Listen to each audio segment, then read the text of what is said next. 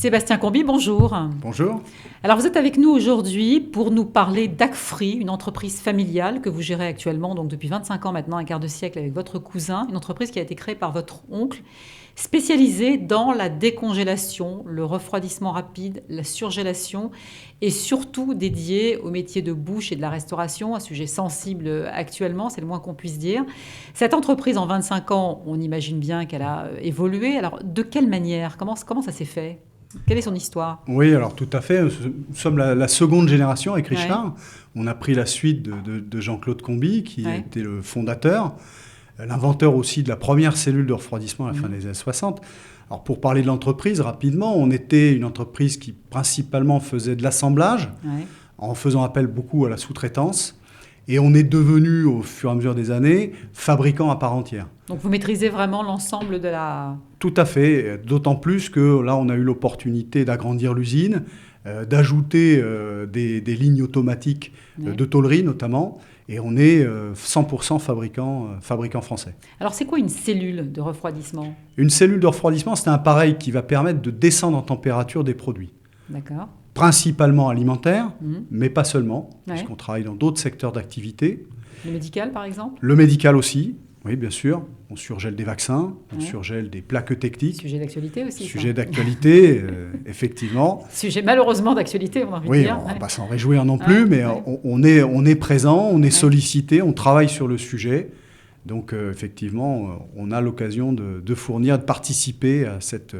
logistique vaccinale. Alors justement, participer de quelle manière ? On vous a demandé notamment de pouvoir congeler ou surgeler ces vaccins ? Alors aujourd'hui, on a été sollicité principalement pour surgeler les packs techniques, c'est-à-dire les éléments réfrigérants qui font partie de l'emballage du vaccin.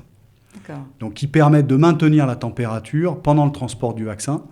Donc on apporte la garantie de surgeler les packs techniques à la même température et dans un temps très court. Ouais, j'imagine que votre oncle ne pouvait pas imaginer qu'il y a 34 ans qu'on puisse faire ce genre de choses. Donc c'est vraiment une diversification d'opportunités, on va dire, si on peut le dire comme ça. Alors... C'est vrai. C'est l'occasion d'aller chercher d'autres domaines d'application. Alors on avait déjà une expérience dans le secteur santé pharmaceutique, puisque on a toujours surgelé également du plasma ou du sang humain. Donc on a déjà un pied, je dirais, dans le secteur pharmaceutique. Alors, votre diversification, elle ne s'arrête pas là, parce que, bon, comme vous le dites, il faut se réinventer dans ces périodes-là, et vous avez réussi à le faire quand même en proposant d'autres solutions, en donnant d'autres réponses au marché. Tout à fait. On est très attentif d'écouter le marché, d'écouter les nouveaux besoins, les nouvelles tendances de la restauration. Alors, c'est quoi ces nouvelles tendances ? Les nouvelles tendances, là j'en vois deux principalement. Les dark kitchen, qui n'existaient pas il y a encore quelques temps, qui font leur apparition. Donc des cuisines qui sont exclusivement dédiées à la préparation à l'avance des plats pour être livrés ou emportés. Et puis également les food trucks, voilà, qui est une autre solution, tout à fait. Ce qui a permis aux cuisiniers qui ne pouvaient plus servir dans leur restaurant de sortir de leur cuisine. Voilà. Donc il fallait leur proposer des machines plus compactes, naturellement.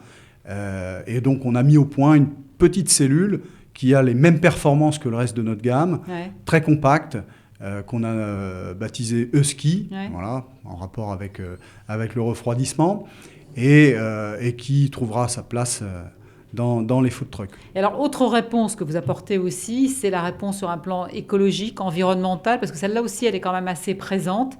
Et là aussi, dans la mesure, effectivement, où vous utilisez des fluides, et souvent ces fluides sont pointés du doigt comme étant polluants, vous amenez également une réponse à cette problématique ?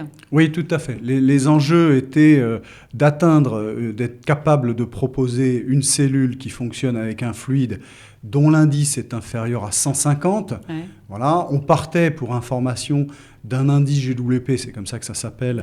Donné par l'ADEME, je crois. Voilà, qui est supérieur à 4000 dans les fluides qu'on utilisait il y a peu de temps. Là, donc le gap était important. Le gap est très important. Tout à fait. On a eu cette étape avec cet indice inférieur à 2500, auquel on a répondu jusqu'à présent. Alors les 150, vous y arrivez ? Et les 150, on y arrive. On y arrive à travers le CO2, notamment.